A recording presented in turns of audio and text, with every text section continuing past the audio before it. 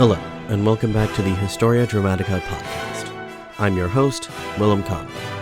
Thank you very much for listening. In the last episode of our series on the life and times of Girolamo Savonarola, we covered events from about 1486 up until the death of Lorenzo de Medici on April 8, 1492.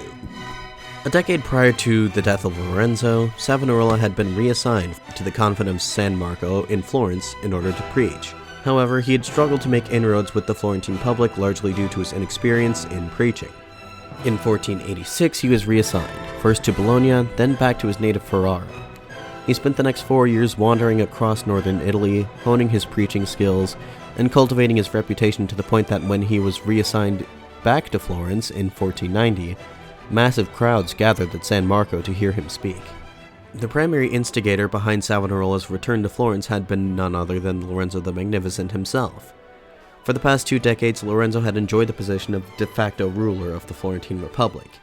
But Lorenzo's time on Earth was rapidly coming to an end, and he could sense it. Congenital health defects had reduced the once larger-than-life Lorenzo into a shell of his former self. It was in this context that Lorenzo's interests turned more to the spiritual and the divine. Savonarola's unimpeachable reputation as a preacher had enticed Lorenzo to bring the monk back to Florence, believing that his presence would be beneficial for him. Little did he know that by doing so, he was inviting into his city a man who would shortly become one of his most intractable rivals. Once firmly re-established in his position at San Marco, Savonarola took to the pulpit to denounce in fiery terms the evils that he saw at work in the city. He preached vociferously against the ruling classes of Florence, who extorted the poor and the weak and took away the people's republican freedoms that they had previously enjoyed. He prophesied that the day of reckoning was close at hand, and his sermons were filled with vivid and apocalyptic imagery. Of course, Lorenzo and his supporters took notice of the fact that they were the very people against whom Savonarola's vitriol was aimed. In response to these attacks against him, Lorenzo sought to undermine Savonarola's credibility by employing the assistance of another priest. When this failed, Lorenzo attempted to buy Savonarola's favor via a series of increasingly expensive gifts to San Marco. This, too, failed. As a last resort, he dispatched a delegation of 5 of Florence's most prominent citizens to speak with Savonarola in order to urge him to change his ways. During their conversation, Savonarola astonished these men by demonstrating a knowledge of Florentine politics that they thought that he was incapable of, and by predicting that Lorenzo would die soon. The fire's prophecy came to pass within the next year, and by April 1492 it became abundantly clear to all who were close to him that Lorenzo's last days were quickly approaching. As he lay on his deathbed, Lorenzo, having been overcome with guilt and fearful of what was to come afterwards, sent for Savonarola. He asked the preacher for a final blessing. Savonarola replied that, in order for Lorenzo's sins to be forgiven and for his soul to be saved, he would have to renounce his massive fortune and restore liberty to the Republic of Florence. Lorenzo refused to do this, and he died the next day. The death of Lorenzo the Magnificent did not portend well for the future of the Florentine Republic.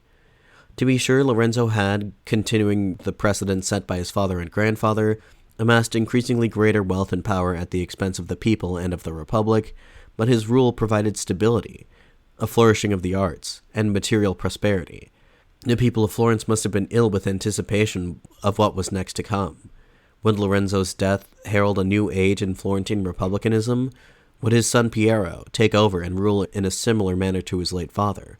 Or, perhaps, would something else entirely come to pass? It was difficult to say for certain. Whatever was bound to happen, the next few days saw a series of ill omens in and around the city. On the night of Lorenzo's death, an unusually bright star could be observed to the north, towards the direction of the villa where Lorenzo lay dying. It disappeared around the same time that news of his death broke. Elsewhere in the city, people reported hearing the howling of wolves, and at the church of Santa Maria Novella, a woman, having apparently gone mad, cried out that a bull with horns of fire was going to destroy the city. Despite the enlightened humanist philosophy that many in Florence purported to ascribe to, in this time of great uncertainty, superstition took root among the people. Desperate for answers, many turned to a man who claimed to possess the gift of foresight, Girolamo Savonarola. Rumors had spread that Savonarola had prophesied Lorenzo's death, a prophecy that had since come to fruition. In the days and weeks that immediately followed, people once again flocked to hear Savonarola preach. On April 12, 1492, Good Friday, Savonarola informed the congregation of the latest vision that he had.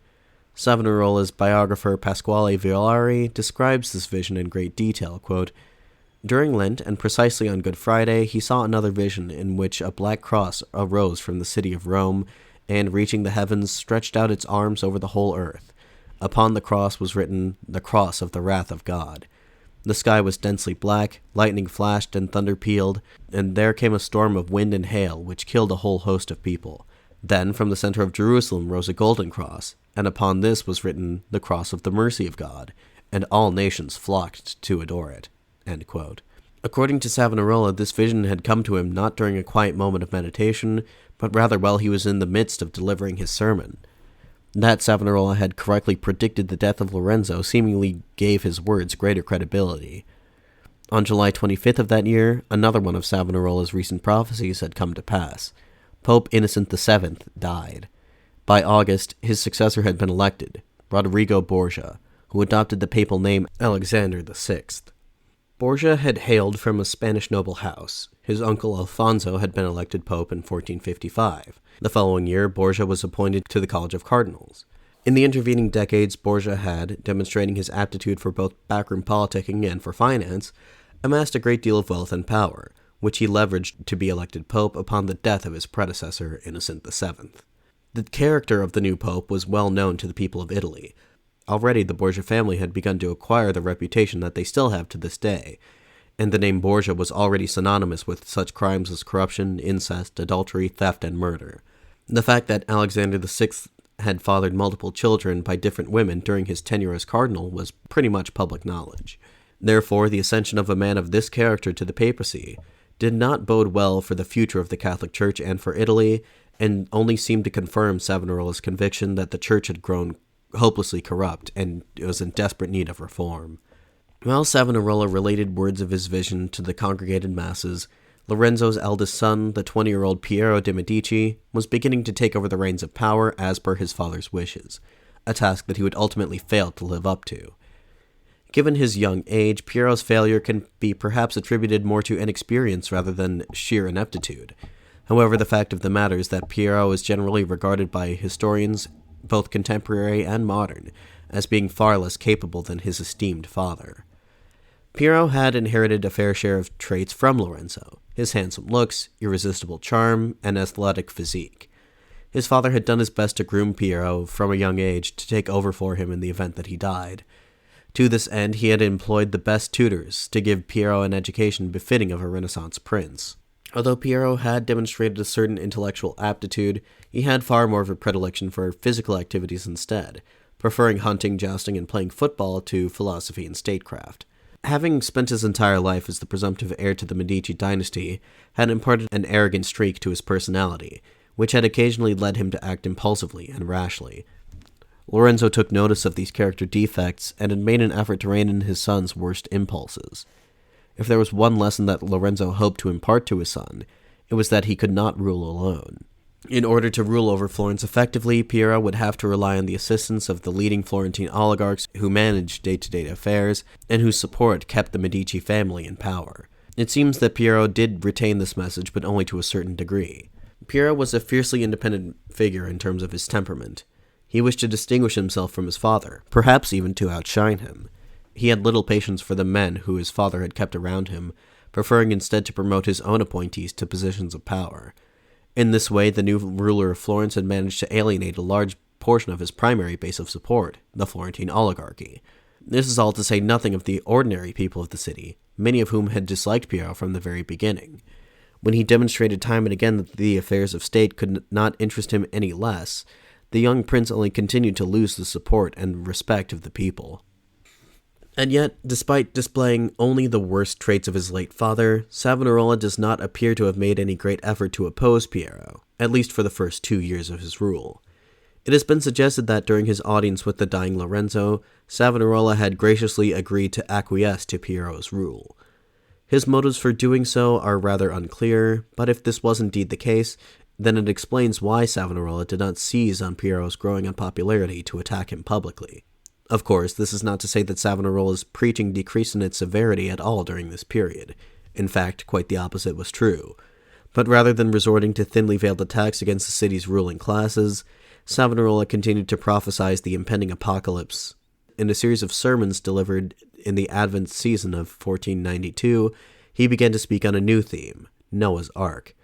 In this biblical story, it is said that God destroyed the world of his creation by means of a flood, which engulfed the whole globe, because he had deemed it to have become corrupted beyond all redemption. According to Savonarola, just how God had spared Noah and his family from the flood by instructing him to build a massive wooden ark, so too would the righteous of the modern day be spared from God's wrath when it fell upon the corrupted earth once again. For his final Advent sermon of that year, Savonarola told the congregation of another vision that had appeared to him. In this vision, Savonarola had seen in the sky a hand brandishing a sword, inscribed with the words, "The sword of God above the earth, striking and swift." Then he saw three faces, which foretold divine punishment, with all three announcing in a single, booming voice, quote, "I, the Lord, speak in my holy zeal. Lo, the days come when I shall unsheath my sword over you. Therefore turn to me before my anger is exhausted. For then, when the terrible trouble overtakes you, you shall want for peace, and it will not come." End quote. After this, Savonarola witnessed a series of events which portended war, famine, and plague that would be visited upon the earth shortly. So shocking were the scenes that Savonarola claims to have witnessed that he refrained from including all the horrific details in his sermon. Also around this time, Savonarola claimed that Italy was going to be invaded by a new Cyrus. This was a reference to the ancient Persian monarch Cyrus the Great, who conquered Babylon and set free the Israelite people who had been living in captivity there, allowing them to return to their promised land and to rebuild the temple in Jerusalem. Like the Cyrus of antiquity, this new Cyrus would lead an invincible army and conquer all in his path. This would all be done according to the will of God. Although the text of this sermon has not survived, it seems apparent from other sermons that Savonarola believed that this new Cyrus, the unwitting instrument of God's will, existed in the form of the Ottoman Sultan Bayezid II. Ever since the fall of Constantinople in 1453, the western expansion of the Ottoman Empire had posed a constant threat to Christendom. Most notably, the Ottomans had captured the port city of Otranto in southern Italy and held it for over a year before it was retaken.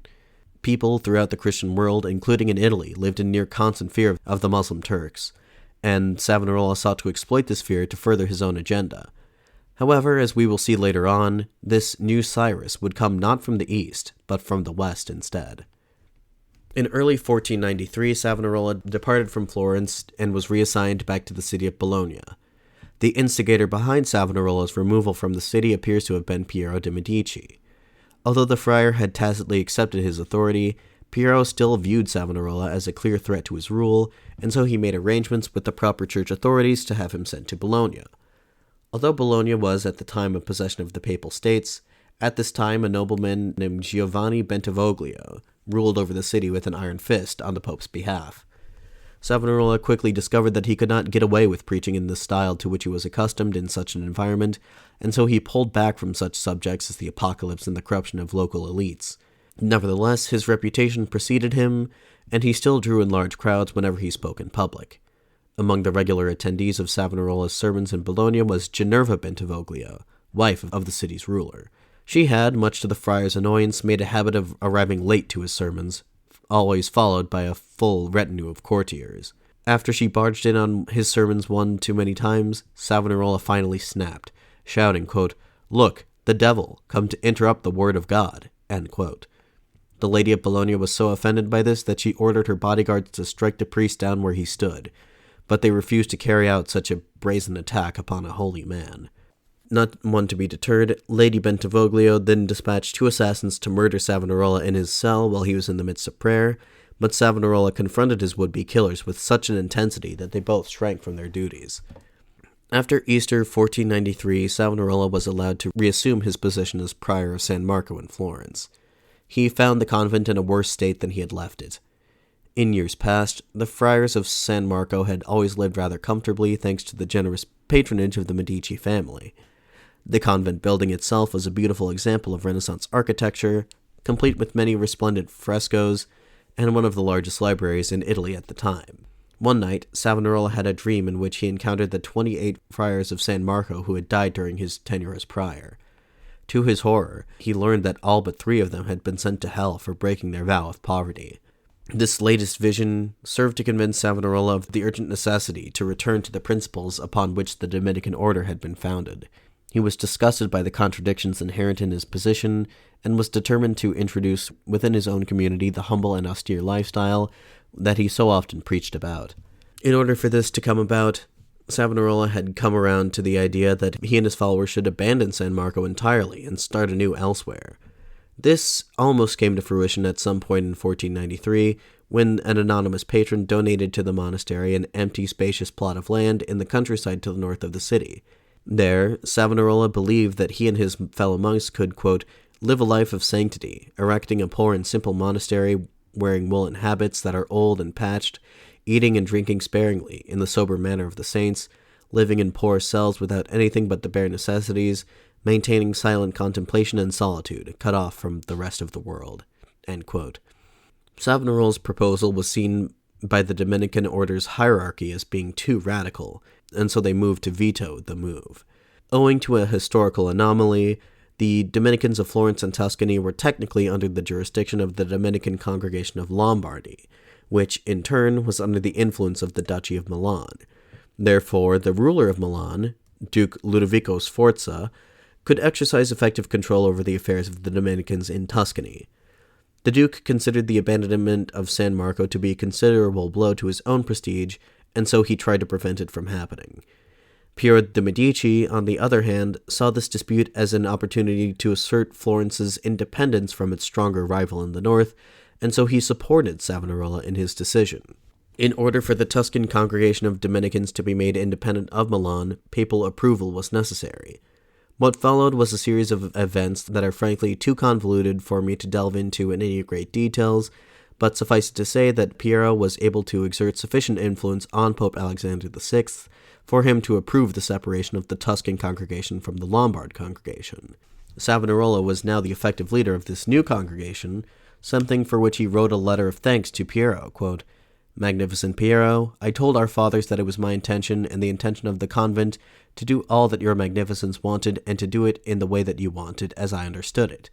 Ever ready to carry out all your wishes, I recommend to you your convent. The Lord's grace be with you. Amen, Father Girolamo. End quote. Now that he could act effectively independent of the senior officials in Milan, Savonarola moved to reform San Marco in accordance with his own vision. One of his first actions was to divest the convent of the considerable land holdings that it possessed outside the city. Next, Savonarola sought to reform daily life at the convent. Going forward, meals were to consist purely of bread and water, and were to be entirely communal. All monks were now required to work towards the maintenance of the convent. Personal belongings would no longer be permitted, and the convent's ornate decorations were stripped away and sold off. While Savonarola's reforms were tolerated in San Marco itself, when he attempted to implement them in other cities that now fell under his jurisdiction, such as Siena and Pisa, many monks preferred to quit rather than to submit to Savonarola's austere new strictures. When word reached the nearby town of San Gimignano, the entire monastic community there declared that it would remain a part of the Lombardy congregation. If anything else, the diplomatic wrangling between Piero and his Milanese counterpart over the internal affairs of the Dominican order was indicative of one thing. The balance of power in Italy, so carefully maintained for so long by the likes of Lorenzo the Magnificent, Pope Innocent VII, and King Ferrante I of Naples, was no longer as stable as it once had been. As it would turn out, it would take the death of the King of Naples to completely destabilize the geopolitical state of affairs, and to begin a series of wars that would engulf the entire Italian peninsula for the greater part of the next century. The story of the Italian Wars begins with another figure, Ludovico Sforza, the Duke of Milan. Technically, Ludovico, widely known by the epithet Il Moro, or the Moor, on account of his dark complexion, was not the rightful Duke of Milan. That honor went to his nephew, Gian Galeazzo Sforza. Gian Galeazzo was a mere 7 years old when his father was assassinated. His uncle Ludovico generously offered to act as regent until young Gian came of age. However, even after he turned 18, his uncle refused to relinquish power to him. For his part, Gian himself did not seem all too fazed by this development, preferring instead to occupy his days with hunting trips and banquets. His new bride, however, Prince Isabella of Naples, refused to stand for such a state of affairs. She appealed to her father, King Ferrante I of Naples, to pressure the regent to stand down and to allow the rightful duke to take his throne. When the ailing king died in January of 1494, his successor immediately took hostile action against Ludovico in order to install Gian Galeazzo on the throne of Milan. The reason why I'm delving into all of these intricacies of inter-Italian politics is to explain the reason why, in October 1494, King Charles VII of France invaded Italy at the head of an army the size of which had not been seen on the Italian peninsula since the time of the Roman Empire. With the new King of Naples firmly intent on deposing him, Ludovico Sforza realized that he was in a precarious position. He knew that his traditional allies, Florence and the Papal States, could not be trusted to come to his defense. Therefore, he did something entirely unprecedented. He turned to a power outside Italy for assistance, specifically the Kingdom of France. During this era, France was undoubtedly the single most powerful country in all of Europe. At the time, the kingdom was led by King Charles VII. 24 years old at this time, the French monarch had a peculiar lust for adventure and a claim to the throne of Naples through his paternal grandmother. However, Charles's ambitions did not stop with taking the Neapolitan throne. Once that had been accomplished, which he figured would be a relatively easy feat, he had grandiose ambitions to continue eastward, to reconquer both Constantinople and Jerusalem for Christendom. Charles VII was the scion of the senior branch of the centuries-old House of Valois, and, likely owing to the extensive inbreeding among the French noble houses, he was rather sickly as a child, and his stunted physical constitution bordered on deformity. Contemporary sources describe Charles VII as an affable person, but not the most intelligent. Even now, in his mid-20s, and having received an education befitting of someone of his stature, he was still functionally illiterate. He is also described as being impulsive and possessing poor judgment. For quite some time now, Charles had been waiting impatiently for even the slightest pretext by which he could invade Italy and press his claim to the throne of Naples. In this enterprise, he had been urged on not only by his courtiers, who constantly played into his ever-growing ambition, but also by exiled Neapolitan noblemen who had been forced to flee the country following a failed attempt to depose King Ferrante I. These barons reassured the young king that Ferrante I and his successor were cruel tyrants, roundly despised by the people, and that if the king were to invade Naples, he and his army would surely be greeted as liberators. Another figure in the king's inner circle who was responsible for influencing him in this decision was Cardinal Giuliano della Rovere, the future Pope Julius II. Della Rovere was a political opponent of Pope Alexander VI, and in supporting Charles VII's ambitions in Italy, the cardinal saw an opportunity to strike back against his Borgia nemesis. Charles's long-awaited casus belli came in early 1494 in the form of Ludovico Sforza's plea for assistance. Almost immediately, Charles assembled 40,000 soldiers in southwestern France, an army several magnitudes larger than had been seen in Italy for centuries. In August of that year, he and his army crossed the border into the territory of the Duchy of Savoy in northwestern Italy. By early September, the main French force had reached the city of Asti, where Duke Ludovico and his wife Beatrice awaited them. Ludovico received the king into his domain with all the honors that were befitting of a foreign sovereign. A great many festivities were held in the city at the time in honor of Charles VII, sumptuous feasts, jousting tournaments, and the like. For Ludovico, these entertainments held a double purpose, as they were intended both to secure the king's good graces and, barring that, at least keep him distracted for the time being. The reason why the Moor sought to distract his ostensible ally was because he had grown wary of the king's true intentions. Accompanying him on campaign was his cousin, Louis de Orleans, who himself had a claim to the throne of Milan through his paternal grandmother, Valentina Visconti. All too conscious of the illegitimacy of his rule, Ludovico began to worry that Charles might make a bid to depose him and install his nephew in his place. Such suspicions were heightened when Charles VII announced his intentions to travel to the city of Pavia, where he intended to be received by Gian Galeazzo Sforza. All these diversions slowed the pace of the French army somewhat. It was slowed even further when King Charles came down with an illness in mid-September. On October 21st, just as the king was beginning to overcome his sickness, news reached him of the mysterious death of Gian Galeazzo Sforza. The official story was that Gian had died of a heart attack while in the midst of sexual intercourse, but it was widely believed that he had actually been poisoned by his uncle. The fact that Ludovico had wasted no time in declaring himself the rightful Duke of Milan only seemed to confirm such suspicions. The Moors' actions, or should I say alleged actions, were the cause for great scandal within the French camp. The French nobility was already opposed to the king's Italian adventure in the first place. They did not trust their duplicitous ally, the new Duke of Milan, nor did they believe that their own king had the competence to oversee so grand an undertaking as an invasion of Italy in the first place. With the bulk of the French army remaining encamped at Asti and later at Pavia, a vanguard force pushed ahead and immediately met with successes on the battlefield. On September 5th, the king's cousin Louis de Orleans won a battle against Neapolitan forces at Rapallo, some 25 miles to the southeast of Genoa.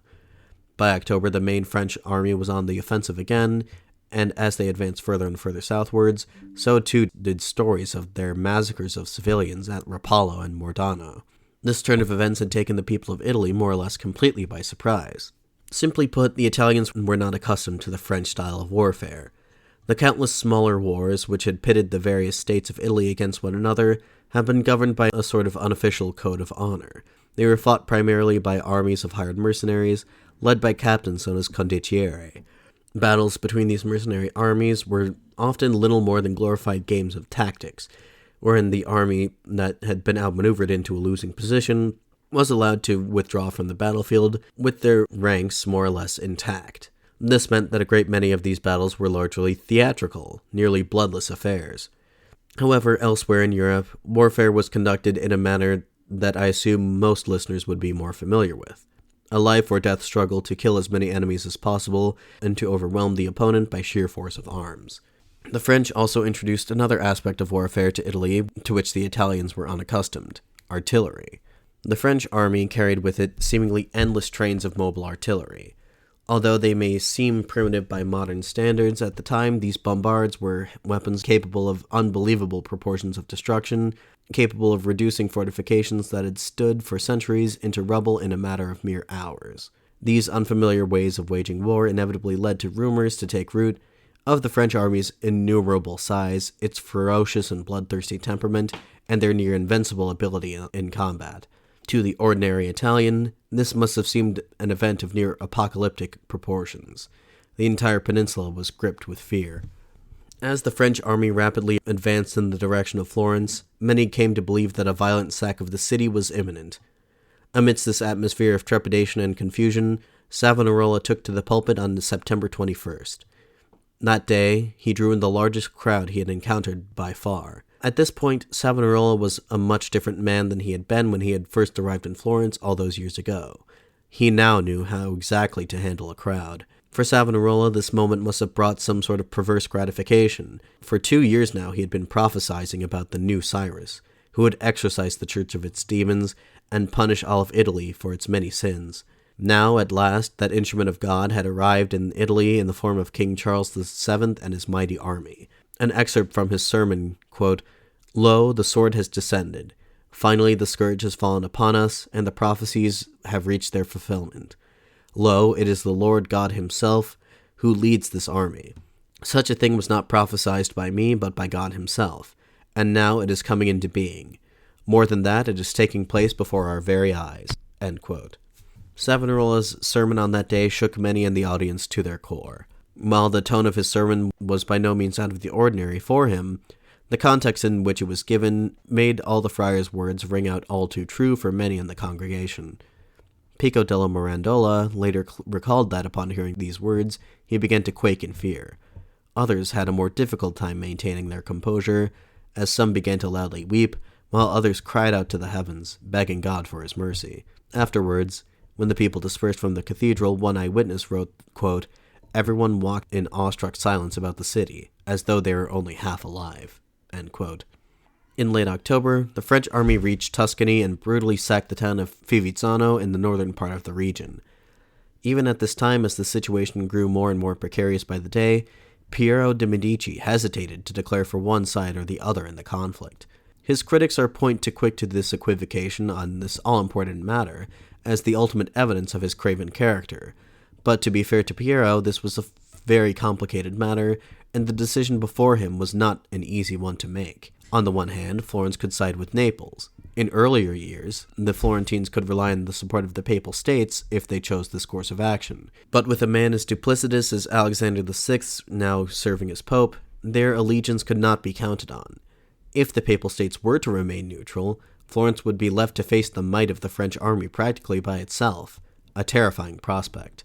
On the other hand, if Florence declared for the French and Milanese faction, they ran the risk of provoking their more powerful neighbors on the peninsula.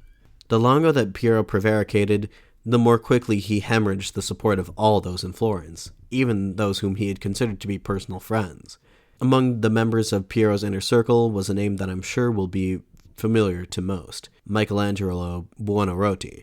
At the time, this famed Renaissance man was only 18 years of age. When he was just 14, he had been recommended to Lorenzo the Magnificent, who was so impressed by the boy's artistic ability that he had invited him to live at the Palazzo Medici. Thus, he and Piero had actually been friends for quite some time. Despite being younger than Piero by 3 years, Michelangelo, with his obsessive fixation on artistry, sober personality, and frugal spending habits, exhibited a far more mature character than his patron's son. Although Piero occasionally treated Michelangelo in a condescending manner, the two remained close, and after Lorenzo's death, Piero ensured that Michelangelo continued to benefit from Medici patronage. In autumn of 1494, amidst an atmosphere of anxiety and suspicion, a friend of Michelangelo's told him of a dream that he had had. Quote, Lorenzo de Medici appeared before him dressed in all black garments, which were in tatters, so that they barely covered his nakedness.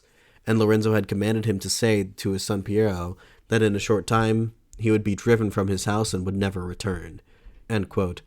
Michelangelo was so deeply shaken by this dream of his friend's that he departed Florence for Bologna, fearing that were such a dream to become a reality, he would no longer be safe within the city. Even as French soldiers poured into Florentine lands, pillaging and slaughtering their city's garrisons, Piero still believed that it would be possible to maintain Florence's neutrality. He attempted to buy the French off with an offer of 300,000 francs, a truly massive sum.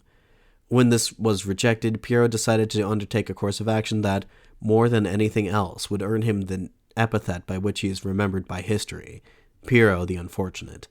But in order to find out what exactly it was that the unfortunate Piero would do, you will have to tune in again in 2 weeks for the next episode. In the meantime, if you have any questions, comments, concerns, or anything else you'd like for me to see, please feel free to email me at historiadramaticapod@gmail.com. Alternatively, you can also reach me via Twitter or Facebook, links to both of which can be found in this episode's description. Additionally, I encourage you all to check out the show's Patreon page and eBay store for more ways to help out the podcast financially. In any event, this has been the Historia Dramatica podcast. Thank you very much for listening. I'm your host, Willem Connor, signing off.